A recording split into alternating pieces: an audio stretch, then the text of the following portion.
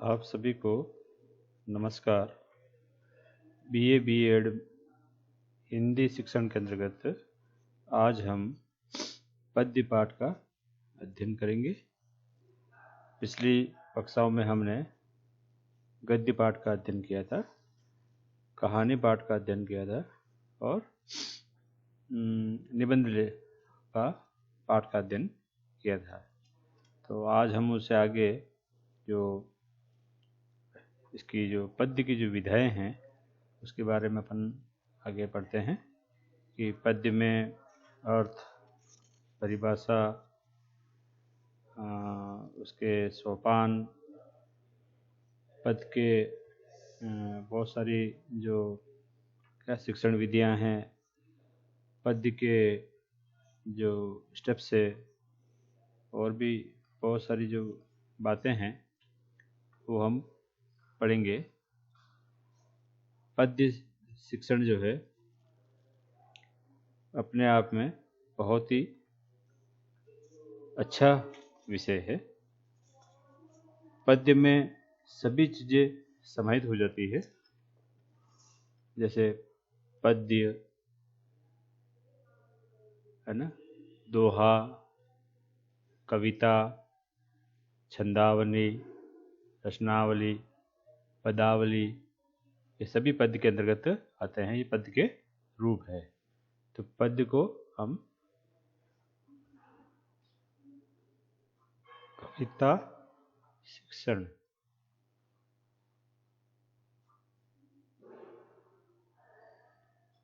पद्य इसके अंतर्गत जो है आज अर्थ, परिभाषाएं विद्वानों के अनुसार, पाश्चात्य व भारतीय विद्वानों के अनुसार, तीसरा इसके जो उद्देश्य है, उद्देश्य दो प्रकार के होते हैं।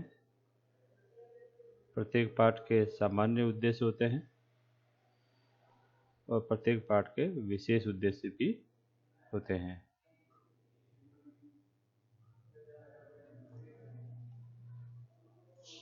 उद्देश्य के बाद में कविता के अंग,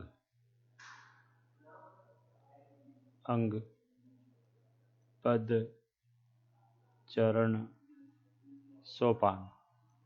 परीक्षा में कुछ भी पूछा जाए तो सबके अंतर्गत यही आपको लिखना है। इसके अंतर्गत हम 3 पे आज चर्चा करेंगे। उस चीज 3 के अंतर्गत भी बहुत सारी जो बातें हैं वो आएगा। मुख्यतः इसका वाचन होता है, व्याख्या अर्थात पद्य है तो भावार्थ होता है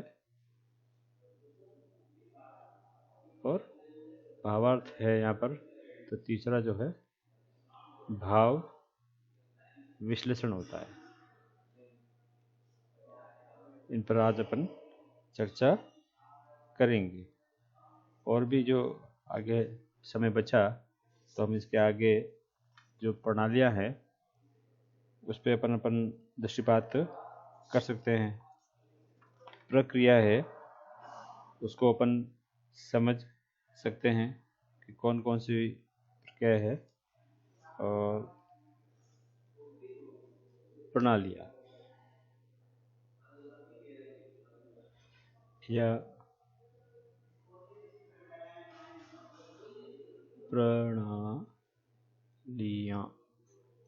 इसको विधियाँ भी कहते हैं। अनेक प्रकार की प्रणालियाँ हैं, विधियाँ हैं, 8 से 10 इसके बारे में पढ़ेंगे। अर्थ साहित्य का एक अभिन्न अंग कविता है। जितना आनंद विभोर कविता द्वारा हुआ जाता है उतना किसी अन्य विधा द्वारा संभव नहीं है।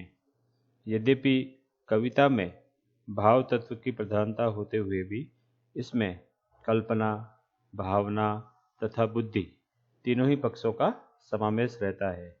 कविता को भी शब्दों की सीमा में बांधना दुष्कर है, फिर भी कुछ पाश्चात्य एवं भारतीय विद्वानों ने इसे परिभाषित करने का प्रयास किया है। अर्थ के अंदर देखा होगा आपने, कल्पना, भावना, सौंदर्य, काव्य सौंदर्य होता है, सौंदर्य व बुद्धि का क्या है, प्रयोग होता है, परिभाषा। जयशंकर प्रसाद है ना, जो नाटककार हुए हैं, हिंदी के सुप्रसिद्ध नाटककार है, इन्होंने कई प्रकार की काव्य रचना भी लिखी है और जाने माने हिंदी के कवि और नाटककार माने जाते हैं। कई दूसरी जो रचनाएं भी है इनकी। इन्होंने कहा है, आत्मा की संकल्पनात्मक अनुभूति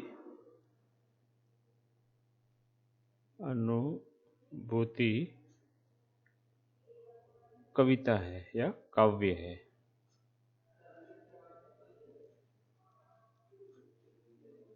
देखो कितनी अच्छी बात बोला, बहुत ही अच्छी बात बोली है कि आत्मा की संकल्पनात्मक अनुभूति काव्य है।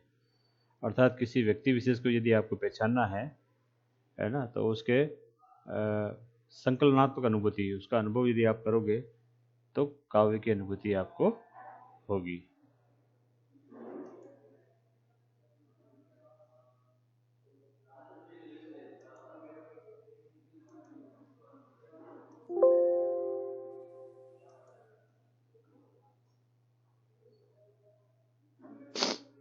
आगे चलते हैं हम। आगे जो है, बाबू श्याम सुंदर दास की जो कविता है वह भी है। बाबू श्याम सुंदर दास जो है बहुत ही अच्छे जो है आपके वर्तमान युग के समालोचक भी रहे हैं, थोड़ी सी कृतियाँ भी इनकी आई है। तो श्याम सुंदर दास कविता कलात्मक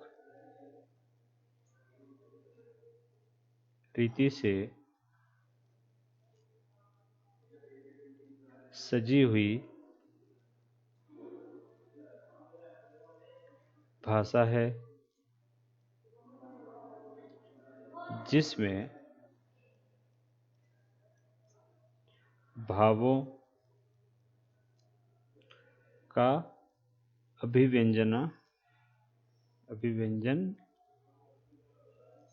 होता है। देखो जी, बाबू श्याम सुंदर दास ने कितनी सी बात करी है।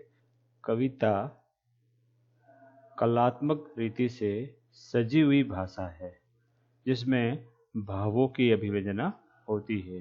अर्थात कलात्मक दृष्टि से उसमें छंद, रस, छंद, अलंकार होते हैं, परंतु जब उसको पढ़ा जाता है तो उसमें कविता के भाव कहीं न कहीं विदलित होते हैं।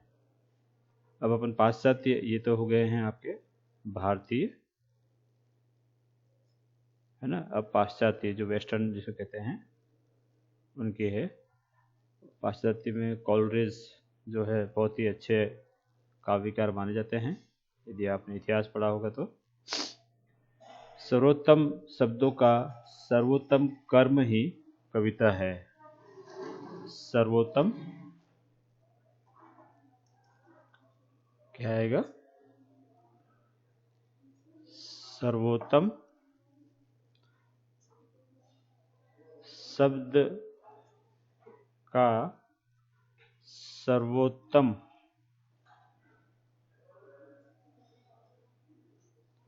कर्म ही कविता है।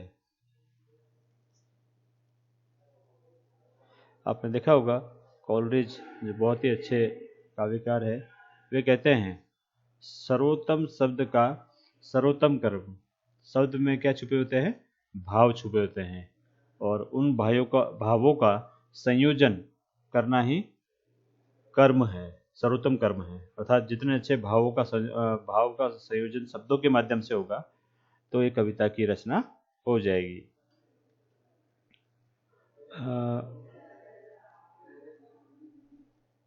वर्ड सार्थक एक और मनोवैज्ञानिक और कविकार हुए हैं। शांति के क्षणों में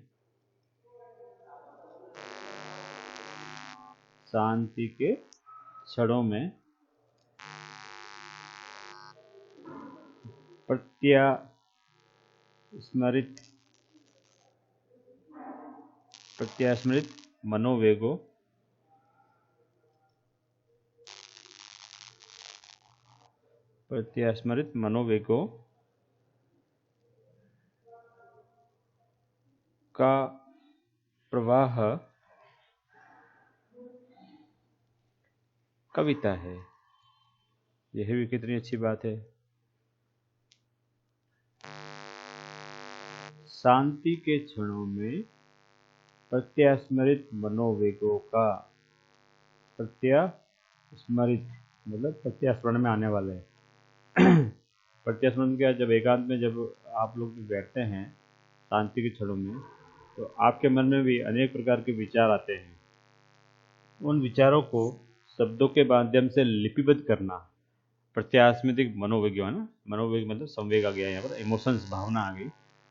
उसकी भावना को शब्दों में प्रकट करना कविता है। एडिसन, यह भी बहुत बड़े अच्छे काव्यकार हुए हैं। यदि आपने इंग्लिश लिटरेचर को पढ़ा होगा तो उसमें आता है, कविता कल्पना व मनोवेगों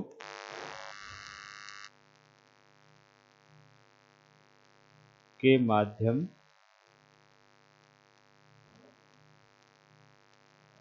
से जीवन की व्याख्या है।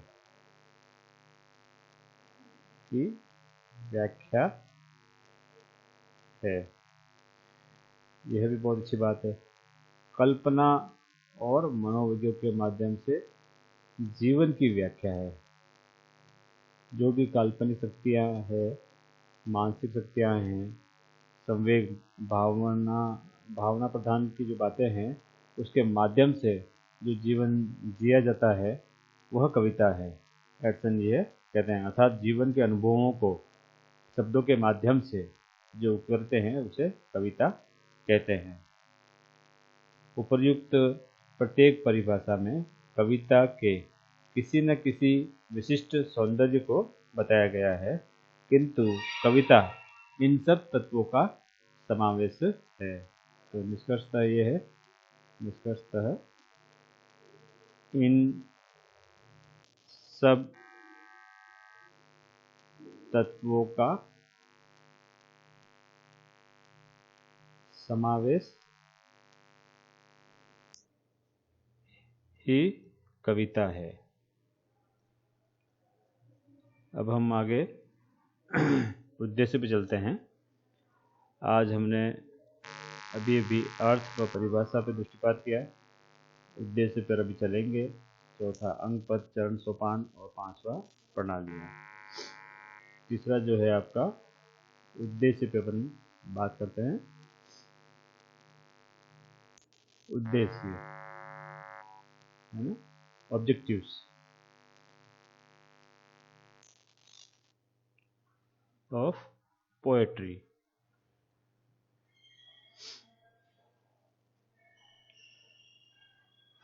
कविता शिक्षण के उद्देश्य।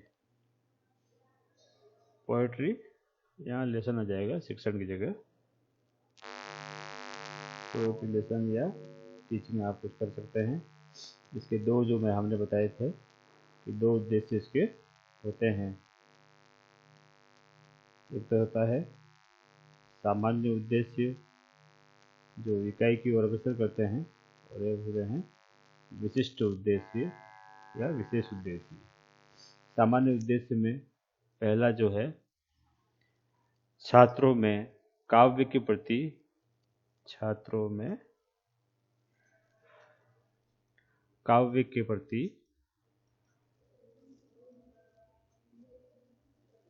रुचि का विकास करना।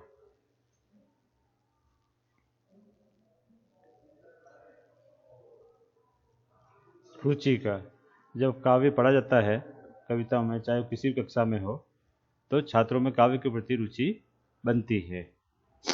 अगला जो है, छात्रों में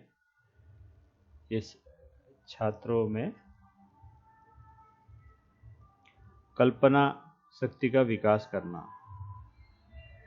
कल्पना शक्ति, कितनी अच्छी बात यहाँ पर इन्होंने दर्शाई है।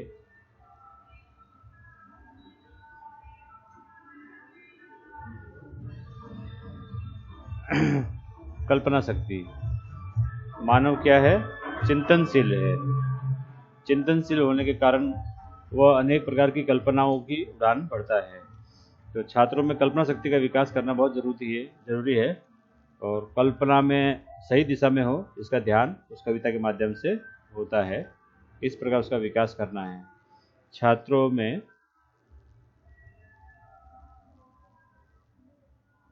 भावानुकूल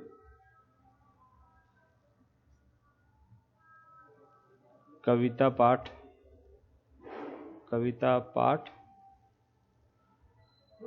करने योग्य बनाना। यह भी कितनी अच्छी बात है, भावानुकूल कविता पाठ करने में। आपने रस छंद अलंकार पढ़ा है, तो रस छंद अलंकार में कई प्रकार के जो भाव प्रधान कविताएं होती है, रस प्रधान कविताएं होती है। छात्रों को उनके अनुकूल कविता पाठ करना या उनके योग्य बनाया जाता है जब ये पद्य शिक्षण अपन करते हैं। छात्रों में, मैं सामान्य उद्देश्य पढ़ा रहा हूँ, सामान्य उद्देश्य के अंतर्गत मेरा ये चौथा बिंदु है। छात्रों में नैतिक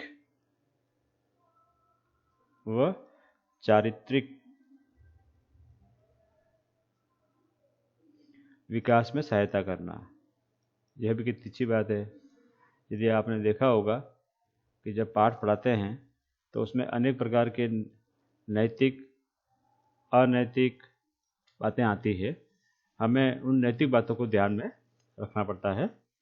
साथ ही साथ चारित्रिक, छात्रों का जो चारित्रिक विकास है वो अच्छा करने के लिए अपने को कार्य करना पड़ता है।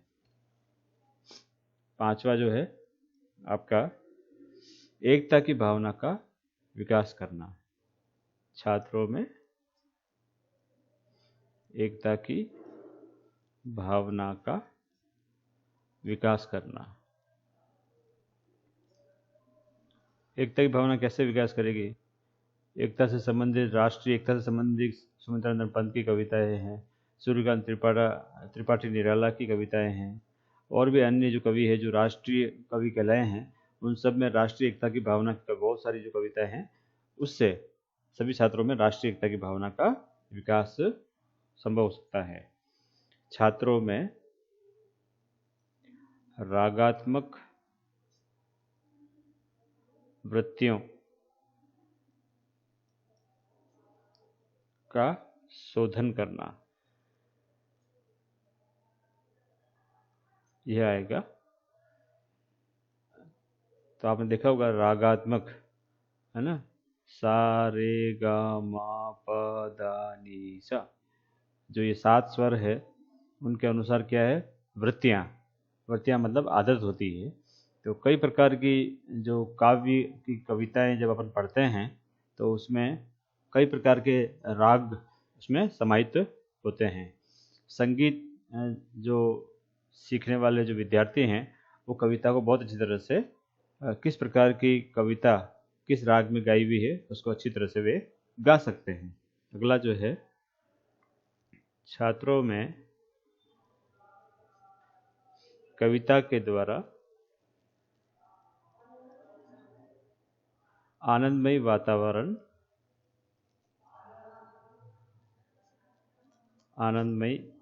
वातावरण उत्पन्न करना। यह भी कितनी अच्छी बात है। जब शिक्षण कार्य कराया जाता है तो ऐसा कहा जाता है कि शिक्षण कार्य क्या है, एक आनंददायी प्रक्रिया है। वे आनंददायी वातावरण का निर्माण करती है, सभी छात्र छात्राओं को रसास्वादन कराती है और उसके साथ में बहुत सारी जो बातें हैं वह भी होती हैं। कविता में छात्रों की सृजन शक्ति व मौलिकता का विकास होता है। आपने देखा होगा कि छात्रों में जब काव्य पाठ करते हैं, कविता पाठ पढ़ते हैं, तो कहीं न कहीं उससे उत्प्रेरित होते हैं, प्रेरित होते हैं। तो उत्प्रेरित व जब प्रेरित होते हैं तो उनमें सृजनशील, क्रिएटिविटी जिसको कहते हैं, और मौलिकता, है ना, मूल से मौलिकता, तो उनकी जो मौलिकता जो है, उनकी जो प्रकृति जो है, उसके अनुसार वो क्या है, स्वरचित कविताएं करने की जो भावना है वो उनमें विकसित होती है। तो अब अपन, ये तो हो गया आपका सामान्य उद्देश्य और ये हो गया विशिष्ट उद्देश्य। विशिष्ट उद्देश्य में जब कविता शिक्षण का विशिष्ट उद्देश्य विद्यार्थी में किसी विशेष कविता के भाव को समझने की शक्ति उत्पन्न होती है। विशिष्ट उद्देश्यों का निर्धारण पाठ के सभी शिक्षण बिंदुओं के आधार पर होता है। यदि मान लीजिए, मैंने कहा ना विशिष्ट उद्देश्य मतलब आज जो दैनिक पाठ है आपका, वो किस प्रकार आप पढ़ाओगे उस पर निर्भर करेगा। तो जैसे मान लीजिए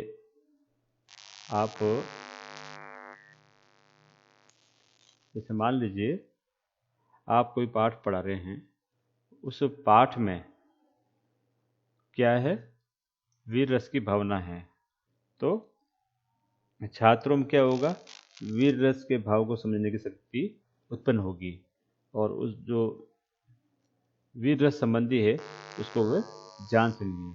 तो छात्रों में वीर रस को, जैसे है ना, वीर से संबंधित जो कविताएं हैं उसमें तुलनात्मक अध्ययन हो सकेगा। संभावी कविता आप गाओगे तो और भी अन्य जो कवियों की वीर रस की जो कविता है वो यहाँ पर बात आएगी। तो विशिष्ट उद्देश्य में जब अपन कविता शिक्षण करते हैं तो उसके अंतर्गत विद्यार्थी में किसी विशेष कविता, वीर रस संबंधी हो चाहे श्रृंगार रस संबंधी हो चाहे करुण रस संबंधी हो, है ना, कविता की जो श्रेणी है, वर्गीकरण है, उसके अनुसार उसके भाव को समझने की शक्ति उत्पन्न होती है। विशिष्ट उद्देश्यों का निर्धारण, है ना, प्रस्तुत पाठ, आप कौन सा पाठ पढ़ाने जा रहे हो, प्रस्तुत पाठ के सभी शिक्षण बिंदुओं पर निर्भर करेगा। शिक्षण बिंदु बनते हैं उसके अनुच्छेद 1, अनुच्छेद 2 या उसकी जो पंक्तियाँ जो होती है उस पंक्तिबद्ध उसके उद्देश्य बनते हैं, उसमें यह बात समाहित होती है। तो उद्देश्य में आज हमने काव्य सामान्य उद्देश्य पढ़े हैं और विशिष्ट उद्देश्य पढ़े हैं। इसमें यदि आप देखा जाएगा तो यहाँ पर भी जो ज्ञान, बोध, रुचि, वृत्ति और कौशल, इस तरह से क्या है उसके उद्देश्य निर्णय हैं। ज्ञान में दो जरूर होता है, एक तो भाषा तत्वों का ज्ञान होता है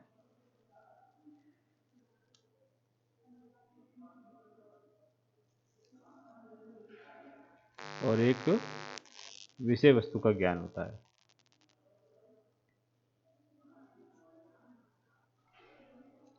जब कविता पढ़ाते हैं अपन तो ज्ञान के अंतर्गत क्या करते हैं, भाषा तत्व, जिन तत्वों से मिलकर के भाषा का निर्माण हुआ है, जिन तत्वों से मिलकर के भाषा का निर्माण हुआ है, उन भाषा तत्वों का ज्ञान, अर्थात इसमें व्याकरण का ज्ञान दिया जाता है।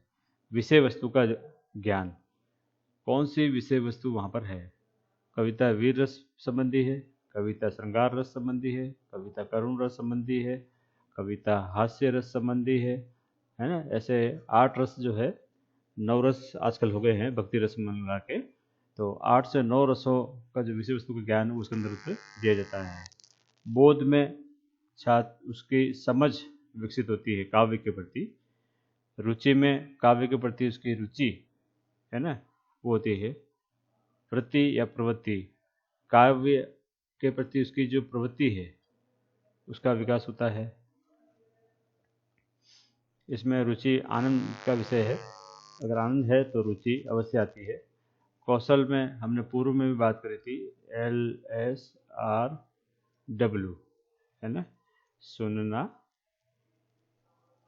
बोलना, पढ़ना व लिखना, इन उद्देश्यों की पूर्ति हुई। तो आप बोलोगे कैसे होगी, जब वो काव्य को ध्यानपूर्वक सुनेगा, है ना, लिसनिंग, जब वो काव्य को ध्यानपूर्वक सुनेगा तो उसमें सुनने की क्षमता का विकास होगा। यदि वो काव्य या कविता को ध्यानपूर्वक सुनेगा तो उसमें बोलने की क्षमता का विकास होगा। छात्र जिस प्रकार शिक्षक ने वीर रस संबंधी जो कविता है, करुण रस संबंधी है, हास्य रस संबंधी कविता उस रस में गाई है, उस बोलने की शक्ति का अनुकरण छात्र भी करेगा। पढ़ना, देख करके उसके भाव पकड़ सकेगा, देख करके वो स्वरचित कविता यहाँ पर लिख भी सकेगा। तो यदि वो अच्छी तरह से सुनना, बोलना, पढ़ना और लिखना LSRW सिद्धांत का पालन करेगा तो उसमें सभी गुणों का, इन उद्देश्य की पूर्ति, गुणों व उद्देश्य की पूर्ति समय रहते अवश्य होगी। अब हम आगे चलते हैं। चौथा, काव्य, कविता कर लेते हैं, इसको काव्य नहीं करेंगे अपन। काव्य अपने आप में बहुत बड़ा होता है।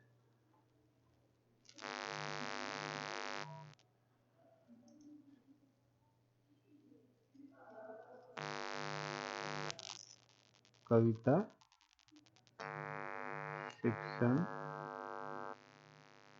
के अंग, जैसा मैंने पूर्व में कहा था, पद, सोपान, चरण, ये इसके पर्यायवाची है। किसी भी दृष्टिकोण से यदि आए तो आपको यही बात याद रखनी है। कविता शिक्षण के 3 प्रमुख अंग है। पहला वाचन, दूसरा व्याख्या। आप कहोगे व्याख्या बार बार सर कह रहे हैं, तो व्याख्या गद्य में होती है, पद्य में क्या होता है, इसका रूप परिवर्तन हो जाता है तो भावार्थ हो जाता है। 3 जो है, क्योंकि यहाँ भावार्थ है तो भाव विश्लेषण। यदि गद्य होता है तो विषय वस्तु विश्लेषण।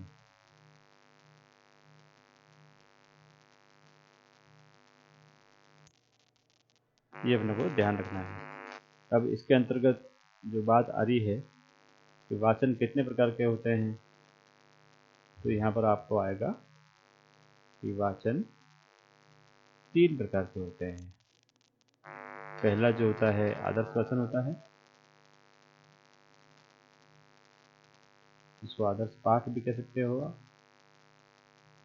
दूसरा जो है अनुकरण पाठ होता है, अनुकरण वाचन। पाठ और वाचन एक ही श्रेणी में आते हैं, ये भी पर्यायवाची है, इसलिए क्या है, कंफ्यूज ना हो। अनुकरण पाठ और मौन पाठ, 3 प्रकार के आपके वाचन के अंतर्गत वापस आते हैं। आदर्श पाठ शिक्षक द्वारा होता है,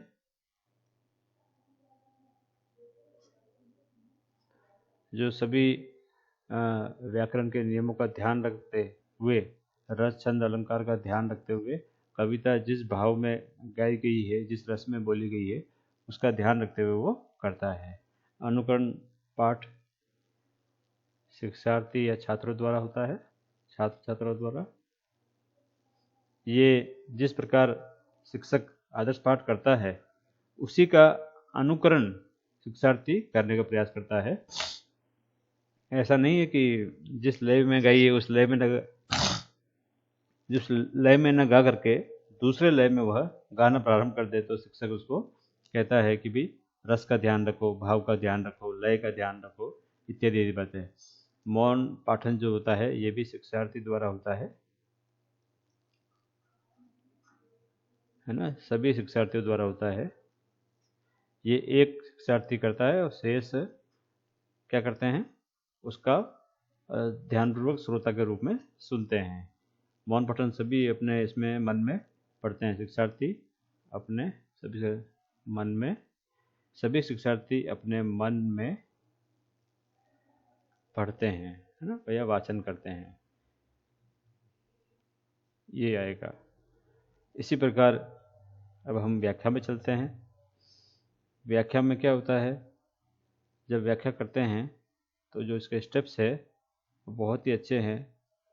आत्मीकरण अर्थात शब्दार्थ यहाँ पर बताए जाते हैं, शब्द के अर्थ बताए जाते हैं, और यह आत्मीकरण का बहुत ही अच्छा साधन है, क्योंकि शब्द का अर्थ जब तक छात्रों को समझ में नहीं आएगा तो वे उसके भाव को समझ नहीं पाएंगे। आगे है भाव विश्लेषण या विषय विश्लेषण। इसमें भी वापस 3 प्रकार के आपके बातें आती है। पहला होता है कि मूल या केंद्रीय भाव के प्रश्न इसमें आते हैं। भाव विश्लेषण करते हैं, जब हम विश्लेषण करते हैं तो प्रश्नों की बौछार होती है। तो प्रश्नों में जो मूल विषय जो होता है या केंद्रीय भाव लिए होता है वो प्रश्न मूल है। दूसरा, उसके समानांतर तुलनात्मक प्रश्न भी या संभावी तुलनात्मक या संभावी प्रश्न भी चलते हैं। तीसरा जो है भाव विश्लेषण प्रश्न आते हैं। कविता है तो भाव और गद्य है तो विषय वस्तु। तो भाव विश्लेषण प्रश्न, और अंत में अपन क्या करते हैं, इससे संबंधित ग्रह कार्य देते हैं। इस प्रकार यह होता है। चलिए हम पढ़ते हैं। वाचन। कविता शिक्षण से पूर्व कक्षा में कविता में उपयुक्त वातावरण बनाने की आवश्यकता होती है और वाचन की इसमें अहम भूमिका है। छंदोबद्धता के कारण कविता का सस्वार सुपाठ्य अत्यंत आवश्यक है। विद्यार्थी द्वारा किया गया भावानुकूल पाठ भी कविता के भावों को समझने में सहायता प्रदान करता है। कविता में आदर्श पाठ कम से कम 3 बार अवश्य करना चाहिए। 3 बार, है ना, ताकि उसके भाव समझ में। प्रथम में क्या, प्रथम, द्वितीय और तृतीय। प्रथम पाठ आदर्श पाठ करते हैं या प्रथम आदर्श पाठ वातावरण सृजन में सहायक होता है, तो वो माहौल बनाता है, वातावरण सृजन में सहायक करता है। दूसरा जो पाठ है वही पाठ होता है, उसका अपन का अनुकरण करते हैं शिक्षक द्वारा। द्वितीय आदर्श पाठ कविता के भावों को, है ना, भाव ग्रहण करना। कविता के भाव को समझने में सहायक है। तृतीय, ये आदर्श पाठ कविता के संपूर्ण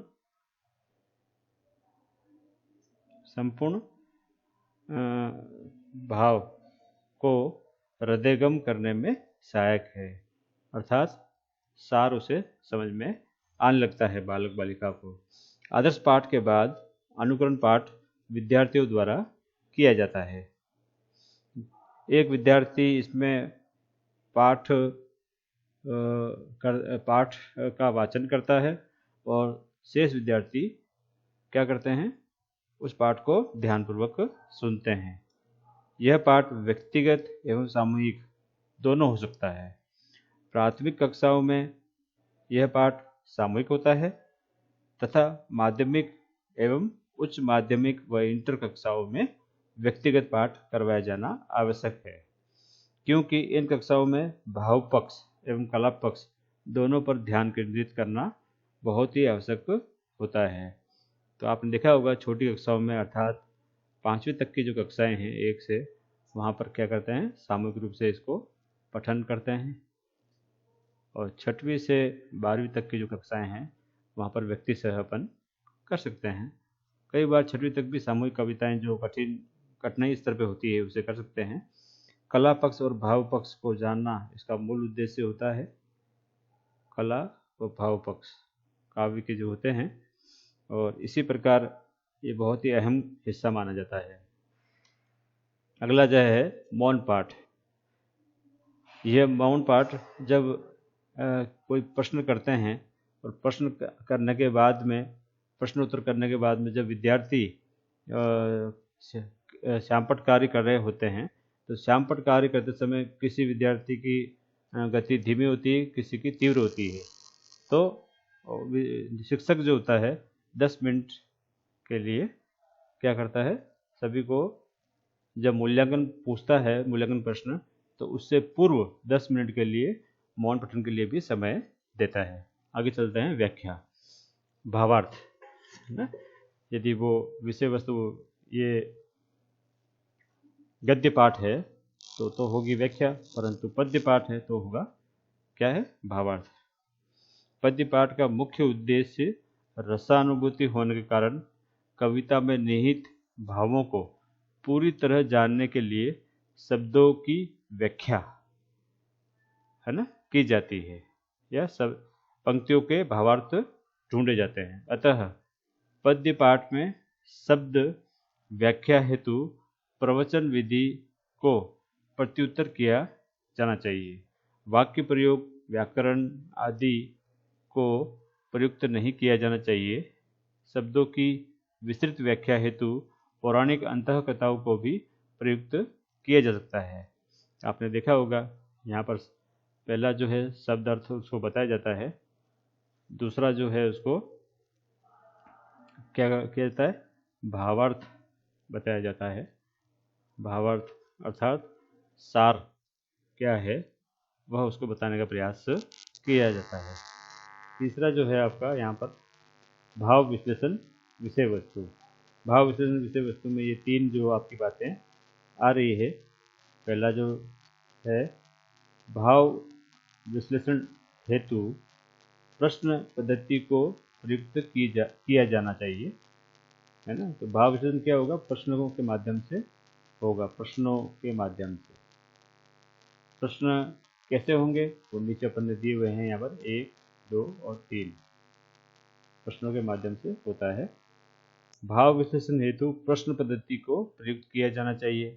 भाव विश्लेषण के प्रश्न मुख्य भावात्मक स्थलों पर होने चाहिए, भावात्मक स्थलों पे होने चाहिए, एक एक पंक्ति पर नहीं होना चाहिए। प्रश्नोत्तर में व्यक्त बिखरे हुए भावों को एक सूत्र में पिरोकर प्रवचन द्वारा विद्यार्थियों के समक्ष शिक्षक द्वारा प्रस्तुत किए जाने चाहिए। भाव पक्ष की जानकारी समान भाव वाली अन्य कविता की पंक्तियों द्वारा भी करवाया जा सकता है। यह पंक्तियाँ प्रसंगानुकूल और स्तरानुकूल होनी चाहिए। तो यदि हम पाठ पढ़ाते हैं तो इसमें भाव विश्लेषण करते हैं तो मूल केंद्रीय भाव के प्रश्न 5 से 4 से 5 आ सकते हैं। तुलनात्मक संभावी की जो प्रश्न होते हैं, प्रश्न नहीं हो तो कविता आप गा सकते हो, है ना। तीसरा जो भाव विसर्जन प्रश्न में कि कविता में कौन से भाव प्रधान हैं, तो ये भी आपको 5 से 7 प्रश्न आप उनसे विद्यार्थियों से पूछ सकते हैं। अंत में गृह कार्य एक ही देना है, अनेक प्रकार के गृह कार्य अपने को नहीं देना है। तो आज हमने जो पाठ पढ़े हैं उसके बारे में थोड़ा सा आगे देख लेते हैं, कौन कौन से पाठ अपने आज आए हैं और कौन कौन से बहुत ही इम्पोर्टेंट हैं, वो पाठ यहाँ पर आगे देखेंगे। तो आज की जो कक्षा है उसको यहीं पर समाप्त करते हैं और आगे जो पढ़ेंगे अपन कविता की शिक्षण प्रणालियाँ जो विधियाँ कहलाती है ना। उसके बाद में कविता शिक्षण की प्रक्रिया, कौन कौन से जैसे प्रक्रिया होती है जब कविता पाठ का करते हैं तो कौन कौन सी बातों और बिंदुओं को ध्यान में रखा जाता है, और अंत में इसका निष्कर्ष अपन पढ़ेंगे। धन्यवाद।